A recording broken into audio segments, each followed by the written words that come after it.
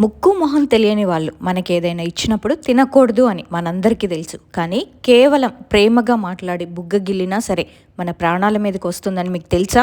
ఈ ఇన్సిడెంట్ విన్న తర్వాత మీరు మీ పిల్లల్ని బయటికి పంపాలన్న 100 సార్లు ఆలోచిస్తారు. అసలు ఆ రోజు తనకేం జరిగింది? సూర్యాపేటలో ఉండే మన సబ్స్క్రైబర్ తన లైఫ్ లో జరిగిన 2 ఇన్సిడెంట్స్ ని మనతో షేర్ చేసుకున్నారు. ఒక చిన్న పొరపాటు తన జీవితాన్ని ఎలా మార్చేసిందంటే, ఒక ఇన్సిడెంట్ ఇదైతే, ఇంకొకటి పెద్దవాళ్ళు ఏది చెప్పినా సరే అవి మూఢనమ్మకాలు అని వాటిని కొట్టి పారేస్తూ ఉంటాము. ఏదైనా సరే అనుభవంలోకి వస్తే గానీ తెలియదంటారు కదా. తనకి జరిగిన ఇన్సిడెంట్ విన్న తర్వాత మీరు కూడా తెలుసుకుంటారు. పెద్దవాళ్ళు ఏది చెప్పినా అది మన మంచికే అని. అమావాస్య రోజు చేసిన ఒక చిన్న పొరపాటు అమ్మాయి జీవితాన్ని ఎలా తలకిందులు చేసిందో ఈ రోజు ఇన్సిడెంట్ లో తెలుసుకుందాము. సో వీడియోనైతే స్టార్ట్ చేసేద్దాము.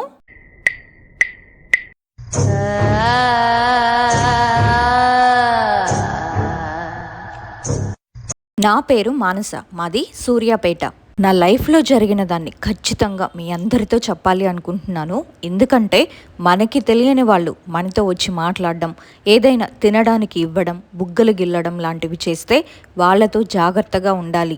నేను ఫేస్ చేసింది ఇంకెవ్వరూ ఫేస్ చేయకూడదని నా లైఫ్లో జరిగిన మొత్తం 2 ఇన్సిడెంట్స్ని నేను చెప్తాను.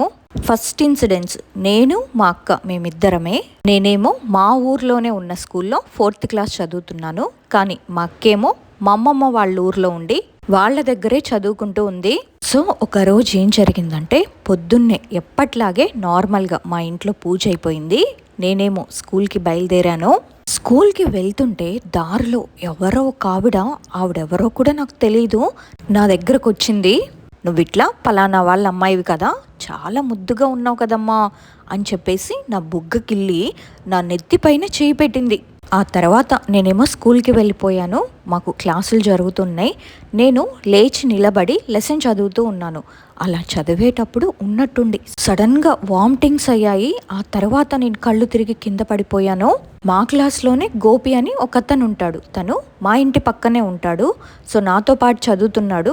వాడేం చేశాడంటే, నేను కళ్ళు తిరిగి పడిపోయాను కదా, మా సార్ ఇంటికి వెళ్ళి వాళ్ళ పేరెంట్స్కి ఇన్ఫామ్ చేయండి అని చెప్పడం వల్ల తను మా ఇంటికి వెళ్ళి మా పేరెంట్స్కి ఇన్ఫామ్ చేశాడు. అయితే ఆ రోజే మా అమ్మ నాన్న మా అక్కని అమ్మమ్మ వాళ్ళ ఇంటి దగ్గర వదిలిపెట్టడానికి ఒక ఆటో వేసుకొని బయలుదేరారు. ఇంకా విషయం తెలియడంతో వాళ్ళు టెన్షన్ పడిపోయి అదే ఆటోలో స్కూల్ దగ్గరకు వచ్చారు. ఇంకా నన్ను తీసుకొని డైరెక్ట్గా హాస్పిటల్కి వెళ్ళిపోయారు. అయితే ఆ రోజు రాత్రి మిగిలిపోయిన అన్నంతో మా అమ్మ పొద్దున్నే పోపు చేసి పెట్టింది. అదే అన్నం తినడం వల్ల ఒకవేళ అరగలేదేమో అని చెప్పి అందరూ అనుకున్నారు. హాస్పిటల్కి వెళ్ళిన తర్వాత అక్కడ కూడా వామిటింగ్స్ అయ్యాయి. ఫుల్ ఫీవర్, 103 అట్లా ఉంది. ఇంకా నాకు సెలైన్స్ పెట్టారు. అక్క ప్రయాణం కూడా క్యాన్సిల్ అయిపోయింది. అక్క, అమ్మ, నాన్న అందరూ కూడా నాతో పాటే ఉన్నారు. ఆ తర్వాత ఇంకా మేమే అడిగాము డాక్టర్స్ని, ఏమైంది అంటే ఇట్లా ఫిట్స్ ఉన్నాయి అమ్మ మీ అమ్మాయికి, మెడిసిన్ వాడాలి అని చెప్పేసి అన్నారు. డాక్టర్ ఆ మాట చెప్పగానే ఇంకా భయపడిపోయారు మా అమ్మ నాన్న. ఏంటి ఎప్పుడూ లేనిది ఫిట్స్ ఉండడం ఏంటి అని చెప్పేసి ఆ రోజు నా తలంతా బాడీ అంతా స్కాన్ చేశారు. దాని తర్వాత ఇంకా యాజ్ యూజువల్గా ఫిట్స్ తగ్గడానికి మందులు రాశారు. ఇంకా అవే వాడడం స్టార్ట్ చేశాను నేను. ఆ మందులు వాడిన తర్వాత ఇంకా బక్కగా అయిపోయాను. ఎట్లా అంటే 45 కేజీల వెయిట్ ఉన్న నేను సడన్గా 36, 35 అట్లా వచ్చేసాను. నేను చిన్నప్పుడు చాలా వెయిట్ ఉండేదాన్ని, హెవీ వెయిట్ అనమాట, ముద్దుగా బొద్దుగా ఉండేదాన్ని. ఇలా జరిగేసరికి ఏంటి మెడిసిన్ వాడుతున్నా ఫిట్స్ అయితే రావట్లేదు, కానీ వెయిట్ ఎందుకు లాస్ అవుతుంది అని మా అమ్మ వాళ్ళకి డౌట్ వచ్చింది. ఎందుకంటే మా అమ్మ ఒక నర్స్ అనమాట, ANM కంప్లీట్ చేసింది. అది ఒక కోర్స్ అనమాట. సో తను కూడా ఒక హాస్పిటల్లో చేసింది, ఒక డాక్టర్ దగ్గర. సో ఆ సార్ దగ్గరికి తీసుకెళ్దాం పాపని ఒకసారని ఆ హాస్పిటల్కి తీసుకెళ్ళింది నన్ను. అక్కడికి వెళ్ళిన తర్వాత ఆ డాక్టర్ గారికి ఈ రిపోర్ట్స్ అంతా చూపించాము. రిపోర్ట్స్ అంతా చూసి నన్ను చెక్ చేసిన తర్వాత, ఎవరు చెప్పారు ఈ అమ్మాయికి ఫిట్స్ ఉన్నాయని? ఈ అమ్మాయికి ఫిట్స్ లేవు, షీఈస్ టోటల్లీ ఆల్ రైట్, అంతా బాగానే ఉంది హెల్త్ పరంగా. ఈ మందులు మీరు వాడడం వల్లే ఈ అమ్మాయి ఇట్లా అయిపోయింది అని చెప్పన్నారు. ఇంకా అక్కడి నుంచి ఇంటికి వచ్చేసాము. ఆ రోజైతే నాకు బాగానే ఉంది కదా అని అన్నం తిన్నాను. ఆ తర్వాత నాకు వామిటింగ్స్ అయ్యాయి. మాదైతే చాలా పెద్ద ఫ్యామిలీ. నాన్న వాళ్ళు మొత్తం 3 మెంబర్స్ అంతా కలిసి ఒకే ఇంట్లో ఉండేవాళ్ళం. అప్పుడు మా ఇల్లు ఎలా ఉంటుందంటే, వరుసగా 3 రూములు, అవతల ముందు హాల్ అంతా ప్లేస్ ఉంటుంది. సో లాస్ట్ రూమ్లో బెడ్రూమ్ కమ్ పూజ గది ఉంటుంది. మా నాన్నమ్మ వాళ్ళకి ఏంటంటే ఎల్లమ్మ తల్లి ఉందన్నమాట. నేను ఎట్లా అయిపోయానంటే మైండ్ సరిగ్గా నా కంట్రోల్లో ఉండేది కాదు. ఎవరో ఏదో చెప్తున్నట్టుగా అనిపించి నా చుట్టూ ఏదో నల్లగా ముసుగు వేసుకొని ఎవరో తిరుగుతూ ఉన్నట్టుగా నాకు కలలు నల్ల కోళ్ళు అట్లాంటివి అన్నీ వచ్చేవి. దానివల్ల నేను బాగా సఫర్ అయ్యేదాన్ని. దానికి తోడు మా ఇంట్లో ఎల్లమ్మ తల్లి ఉండడం వల్ల మరి పూజ గది ఉన్న బెడ్రూమ్లో పడుకోవడం వల్లనో తెలియదు కానీ అస్సలు పడుకోలేకపోయేదాన్ని. ఒళ్ళంతా ఒకటే మంటలు, ఏదో సినిమాలో చూపించినట్టుగా ఎక్కడికైనా ఉరకాలనిపించడం. నాన్నని అస్సలు కదలనివ్వకుండా నేను నాన్న చేయి పట్టుకొని, నాన్న బయటికి వెళ్ళిపోదాం, ఇంట్లో వద్దు, నేను ఇంట్లో ఉండలేను, నేను చచ్చిపోతా ఇంట్లో ఉంటే, ఎవరూ నాతో ఇక్కడ ఉండద్దు, మనం బయటికి వెళ్ళిపోదాం పద అని చెప్తున్నట్టుగా. ఆ ప్రాబ్లం ఏంటో నాకు తెలిసేది కాదు. ఇంకా మా నాన్న నా పోరు పడలేక నన్ను బయటికి తీసుకువెళ్ళినప్పుడు అప్పుడు వెదర్ అంతా చల్లగా ఉండేది, చలికాలం. అంత చల్లగా ఉన్నా కూడా బయటికి తీసుకెళ్తే కొంచెం ఉపశమనంగా ఉండేది నాకు. బయటికి వెళ్ళిన తర్వాత నా మైండ్ అంతా ఫ్రీగా ఉండేది. ఇంట్లో ఉన్నంతసేపు అలా ఉండేది. ఏదో నా మీద బరువు పెట్టినట్టుగా, అస్సలు ఉండలేకపోవడం, ఒళ్ళంతా మంటలు వచ్చినట్టుగా అట్లా అనిపించడం జరిగింది. ఇంకా రోజు కూడా అట్లానే జరుగుతూ ఉంది. నా పైన ఎవరో కూర్చున్నట్టు, నా మీద చెయ్యి వేసి ఎవరు నన్ను బలంగా వెనక్కి లాగుతున్నట్టు అనిపించేది. ఇంకా వెయిట్ అంతా లాస్ అయిపోతున్నాను. నాకే తెలియకుండా ఏదేదో సంబంధం లేని విషయాలన్నీ మాట్లాడడం, అసలు సంబంధమే లేనట్టుగా బిహేవ్ చేయడం. దీనివల్ల మా నాన్నగారు కూడా చాలా సఫర్ అయ్యారు. మా అమ్మ నాన్న ఇద్దరు కూడా. మా అమ్మకు కూడా కొంచెం హెల్త్ బాగాలేదు. నన్ను అట్లా చూడడం వల్ల తను ఇంకా సఫర్ అయ్యేది. ఏమైందో ఏది తెలిసేది కాదు.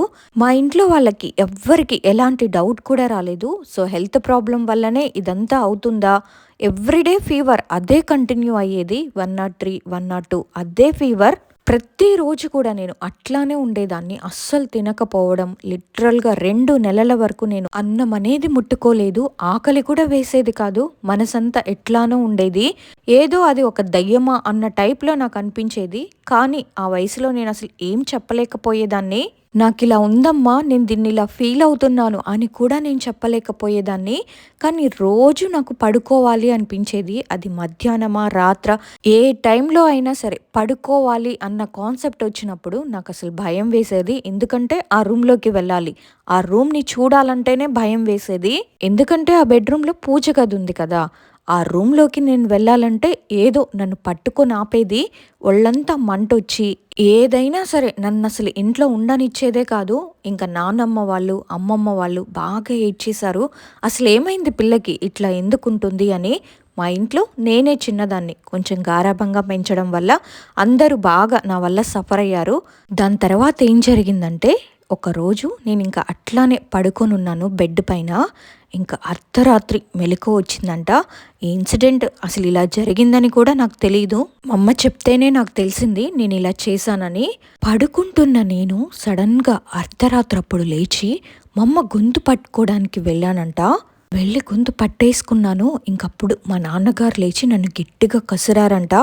ఆ అరుపుకి నేను అప్పుడు కాన్షియస్లోకి వచ్చి ఏం చేస్తున్నానన్న కాన్సెప్టే అస్సలు నేను అర్థం కాకుండా అలాగే ఉండిపోయాను. ఇంకా అప్పటి నుంచి కూడా ఇంకా భయం వేసింది అందరికీ. అసలు ఏమవుతుంది పిల్లకి, అట్లానే వదిలేస్తే ఇంకా ఏమేం చేస్తుందో అని. అస్తమానం బయటికి ఉరకడం, ఎవరిని పడితే వాళ్ళని ఏదో ఒక మాట అనేయడం, ఒక పిచ్చి దాని టైప్లో నేను అయిపోయాను. నా హెల్త్ గురించి కూడా నేను చూసుకోలేని సిచ్యువేషన్లో ఉన్నా. ఇంకప్పుడు మా నానమ్మ ఎవరైతే ఉన్నారో ఆవిడ ఏం చేసిందంటే, ఇంట్లో ఎల్లమ్మ తల్లి ఉంది కదా, మరి లాస్ట్ ఇయర్ కూడా మనం కుడుములు గుగ్గిళ్ళు పొయ్యలేదు. మరి దానివల్ల ఏమైనా ఇలా అవుతుందా అని చెప్పేసి మా ఇంటి పక్కనే ఒక అమ్మమ్మ ఉంటారు, నర్సమ్మ అని చెప్పేసి. ఆ అమ్మమ్మతో చెప్పించి చాటలో బియ్యం పోయించి వాళ్ళు చెప్తారనమాట. అట్లా చూసినప్పుడు ఏదీ రాలేదు. కొంతమంది చనిపోయిన వాళ్ళ మీద డౌట్ వచ్చి అది అడగడము, మళ్ళీ ఎల్లమ్మనా అని చెప్పేసి అంటే ఆ చాట తిరుగుతుంది. ఏదైనా నెగిటివ్ ఎనర్జీస్ ఉంటే చాట తిరగడం లాంటివి ఉంటాయి. అక్కడ ఊర్లో సైడ్ అట్లాంటివంతా నమ్ముతారు. కానీ అట్లాంటిదేం జరగలేదు. అలా జరగకపోవడం వల్ల ఇంకోటి ఏంటంటే, నాకు చిన్నప్పటి నుంచి కూడా సందులవ్వడం అంటే ఏదైనా నెగిటివ్ ఎనర్జీ పట్టుకుందనుకోండి, మన కనురెప్పలు అంతే స్ట్రైట్‌గా ఉంటాయన్నమాట. నార్మల్‌గా అయితే కనురెప్పలు కొంచెం కర్లు తిరిగి ఉంటాయి గదా! అలా కాకుండా స్ట్రెయిట్‌గా నిక్కబొడుచుకున్నట్టుంటాయి. దాన్ని సందులు తిరగడం అంటారు.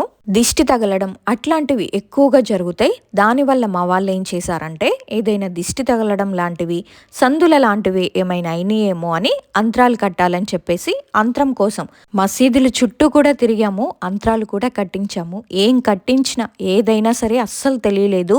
అదే ఫస్ట్ టైం మా ఇంట్లో అలా జరగడం. కాబట్టి ఎవ్వరికి ఏ డౌట్ కూడా రాలేదు.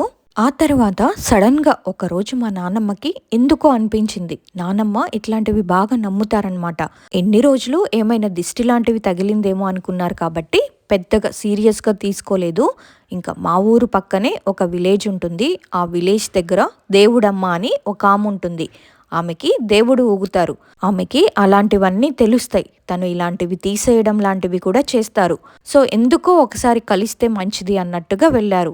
నన్ను తీసుకెళ్లకుండానే వెళ్ళారు. ఎందుకంటే నేను లేచి వచ్చి నడిచే సిచ్యువేషన్‌లో కూడా లేను. అట్లా తొక్కి పడేసింది అది నన్ను. నేను లేచి మాట్లాడే సిచ్యువేషన్‌లో కూడా నేను లేను. ఇంక మా నానమ్మ వాళ్ళు దేవుడమ్మ దగ్గరికి వెళ్ళిన తర్వాత ఆమె ఏం చెప్పిందంటే, ఆమె గవ్వల్లాంటివి వేసి కొంచెం ఆమె ధ్యానంలోకి వెళ్ళిన తర్వాత చెప్పారంట. ఇట్లా ఎవరో ఒక ఆమె వాళ్ళు తీయించుకున్నారు. ఆ తీయించుకున్న దాన్ని ఎవరికో ఒకరికి పుయ్యాలి. అందుకని ఒకరోజు పొద్దున్న టైంలో మీ అమ్మాయి పోయేటప్పుడు ఆమె బుగ్గగిల్లి నెత్తి మీద ఇట్లా నిమిరింది. ఆ నెత్తి మీద నిమరడంతో నెత్తికి అంటించింది. అట్లాంటివి నెత్తికి అంటిస్తే బలంగా ఉంటాయి. అట్లాంటి వాటిని ఆ మంత్రాలు చేసే వాళ్ళు ఏం చేస్తారంటే, అమావాస్య రోజు పూజలు చేసి వీలు చూసుకొని దాన్ని జల్దీలో అంటే వాటర్లో కలుపుతారు. ఆ వాటర్లో కలిపారు అంటే ఇంకా పర్సన్ లేనట్టే, చచ్చిపోయినట్టే లెక్క.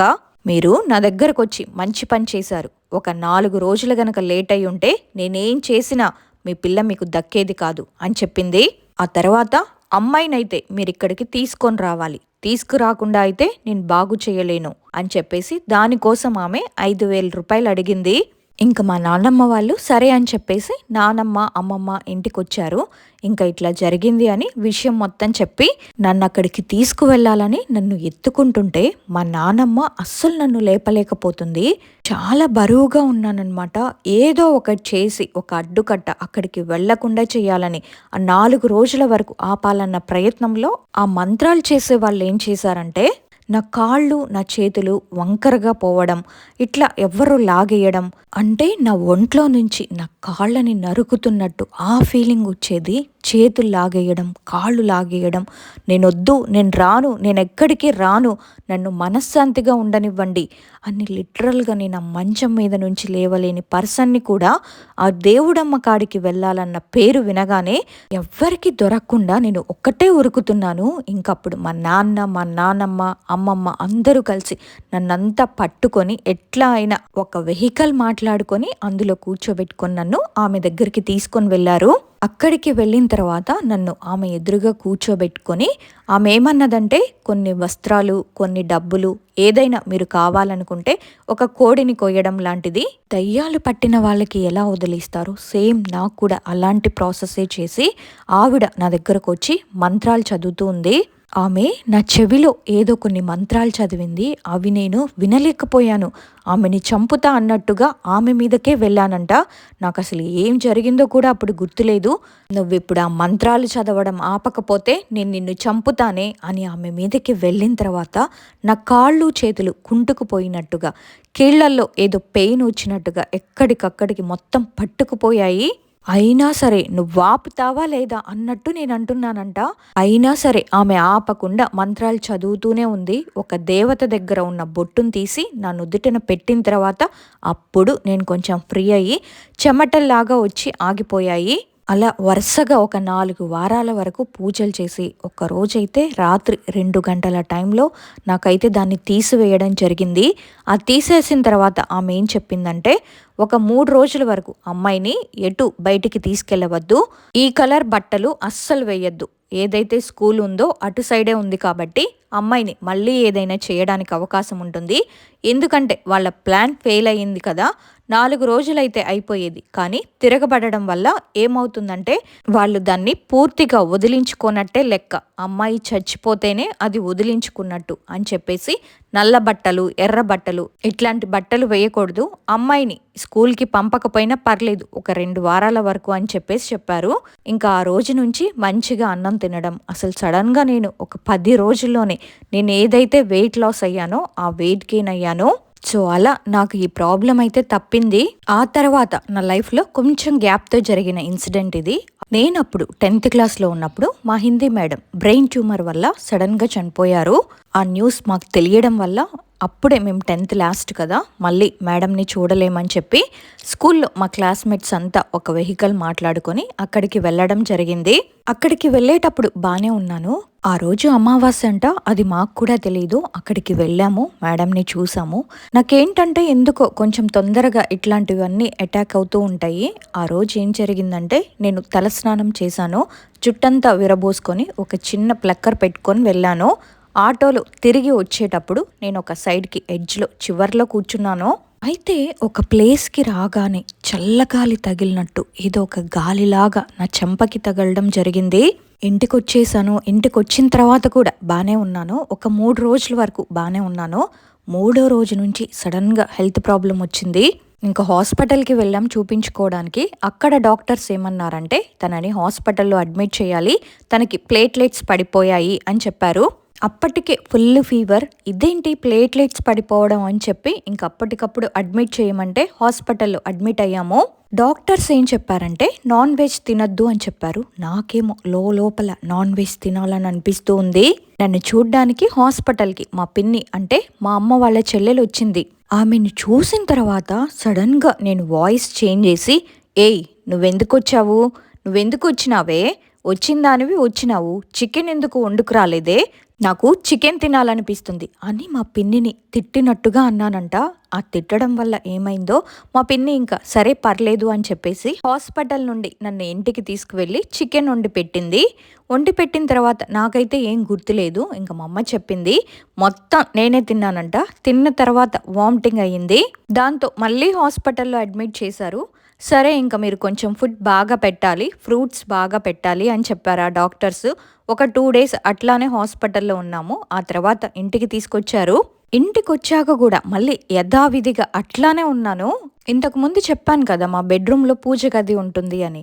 ఆ రూమ్ లోపల అస్సలు నాకు ఉండబుద్ధి కాకపోవడం, ఎవరో నా పక్కన నుంచొని చెవులో గుయ్ గుయ్ గుయ్, నువ్వు ఉండదు, నువ్వు బయటికి వెళ్ళాలి, మనం ఇంట్లో ఉండదు, ఎక్కడుంటే చచ్చిపోతాం అని చెప్పేసి ఎవరో నా చెవి దగ్గర మాట్లాడుతున్నట్టు, అది కూడా చెవిలో గుసగుసామని నా చుట్టూ ఎవరో తిరుగుతున్నట్టు, అదో రకమైన టార్చర్ అన్నమాట.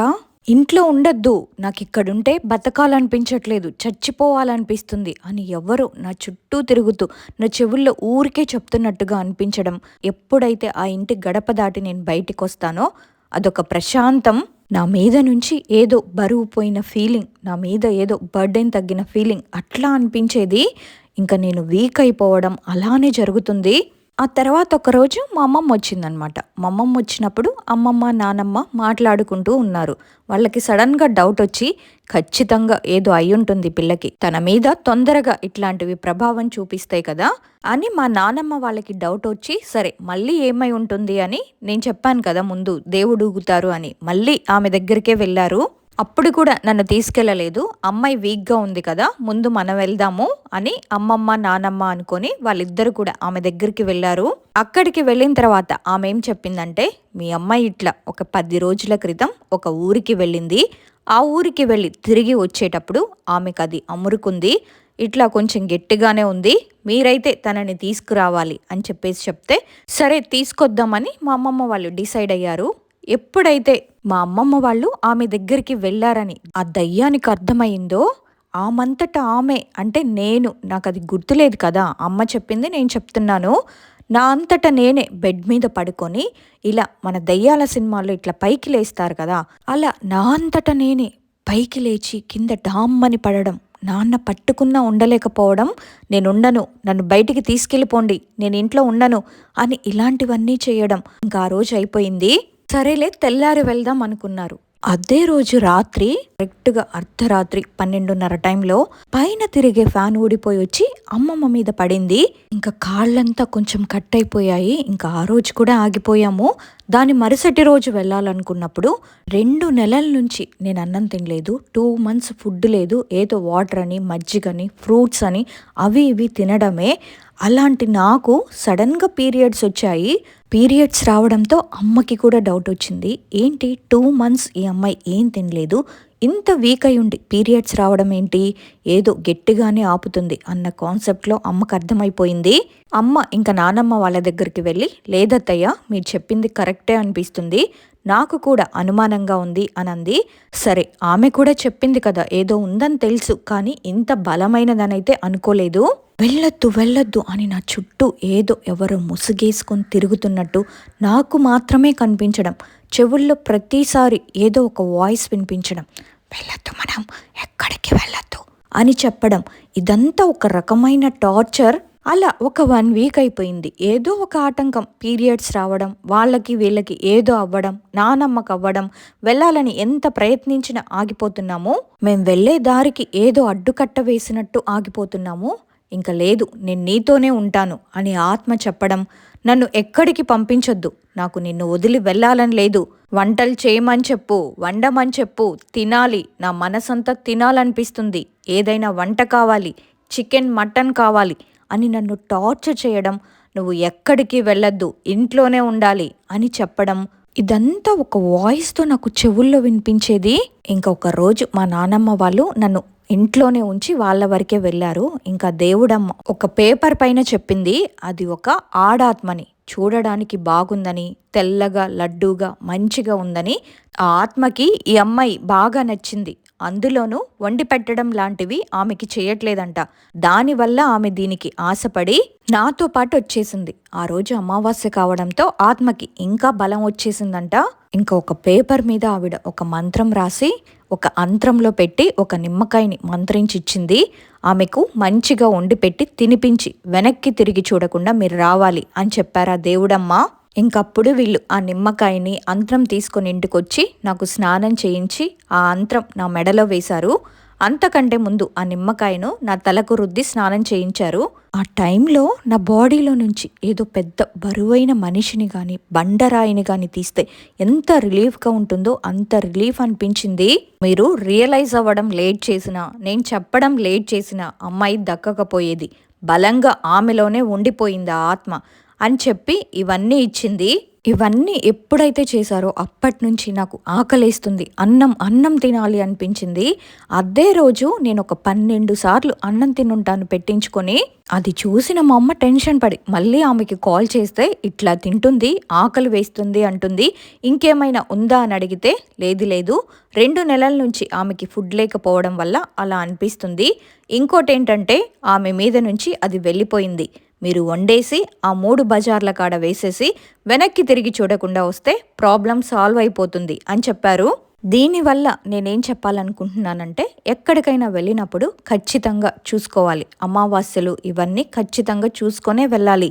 ఇవన్నీ ఉంటాయి, నేను ఫేస్ చేశాను కాబట్టే చెప్తున్నాను.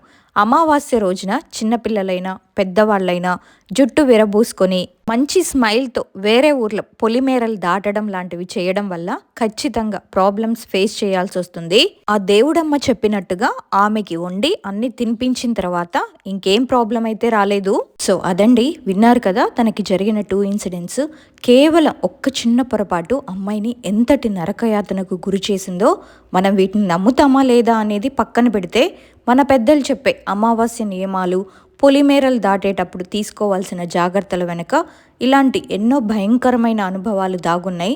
ముఖ్యంగా జుట్టు విరబోసుకొని అమావాస్య రోజుల్లో తిరగడం వల్ల అదృశ్య శక్తులు ఆకర్షితమవుతాయని ఈ ఇన్సిడెంట్ మనకి మరోసారి గుర్తు చేస్తుంది. అమ్మాయి అదృష్టం బాగుండి ఆ దేవుడమ్మ సహాయంతో ఆ బరువు నుంచి బయటపడగలిగింది. లేదంటే ఆత్మ తనను వదిలిపెట్టేది కాదు.